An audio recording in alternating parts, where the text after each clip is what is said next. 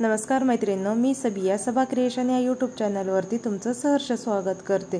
तर चला बघूया आज एक खूप छान अशी ब्लाउज डिझाइन। बघा इथं फक्त मी लेसचा वापर करून ही डिझाइन बनवलेली आहे। तर आधी आपलं जे अस्तर आणि जे मेन कपडा आहे तिला आपण गळा जोडून घेऊया। बघा हिचा कपडा इकडे तिकडे होऊ नये यासाठी मी बॉल पिन लावलेला आहे। असं तुम्ही सिक्युअर करूनच मग सिलाई मारा।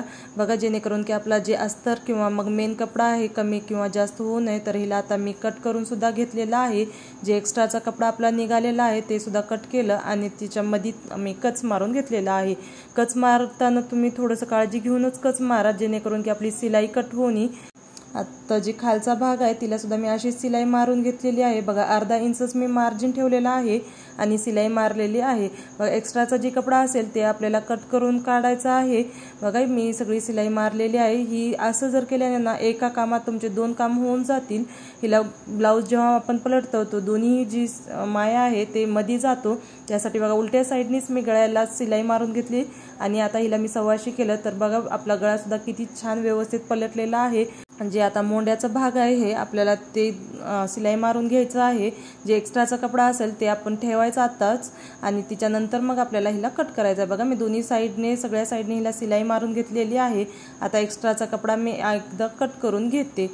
कपडा सुद्धा मी कट केलेला आहे। आता जे आपली एक छोटीशी मी लेस घेतलेली आहे ती गळ्याला आपल्याला अशी लेस लावायची आहे। मी इथे कोणताच दाब टिप सुद्धा मारलेली नाही गळ्याला, तरी आपला गळा किती फिनिशिंगने बसलेला आहे।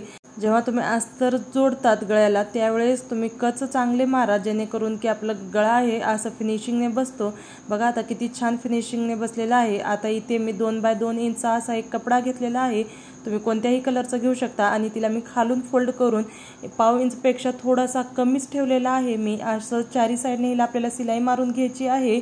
आता हिची बघा किती छान प्रकारे अशी शिलाई बसलेली आहे। तर हे आपण भरमधात असं ब्लाऊजच्या बसवायचं आहे।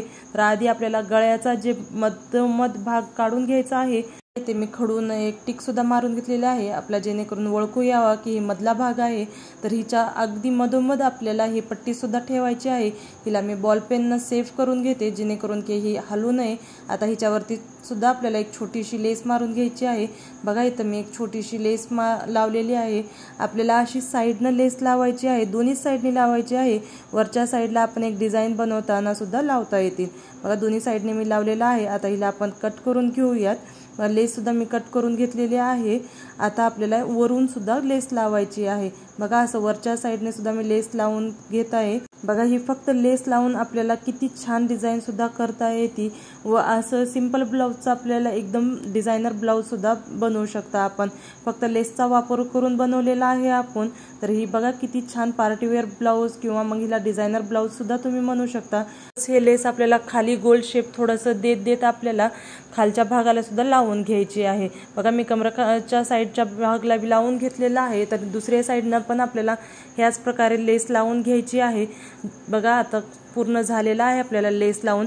छान सुंदर करण्यासाठी मी इथं एक छोटंसं पॅच लावते। बघा पॅचवरती मी फॅब्रिक ग्लू लावलेला आहे आणि तिच्यावरती मी हे ठेवलेला आहे। बघा ब्लाऊज किती छान दिसत आहे आणि जसं आपण नॉडला लटकन लावतो ना तशा प्रकारे बघा मी ही 2-2 इंचच्या पट्टी घेऊन हिला मी शिवून घेतलेला आहे। जसं तुम्ही जी लटकन बनवता त्याच प्रकारे आपल्याला 2 घ्यायचे आहे आणि हिला एक आपण खूप छान अशी खालून आपल्याला लटकन लावायचे आहे।